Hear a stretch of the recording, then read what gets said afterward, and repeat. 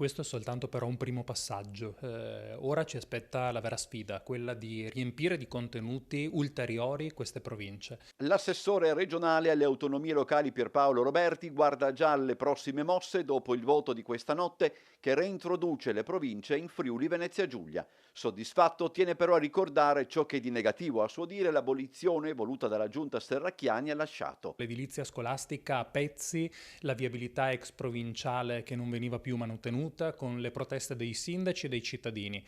L'impegno per Roberti e per la giunta è ben preciso. L'obiettivo finale rimane quello appunto di riempire di funzioni le province ulteriori, avvicinare le scelte di governo al territorio, ai cittadini, alle comunità locali, fare in modo che la regione torni ad esprimere il proprio ruolo per cui è nata, cioè quello di programmare e legiferare lasciando che poi le scelte di amministrazione e di gestione del territorio siano devolute sempre più in basso.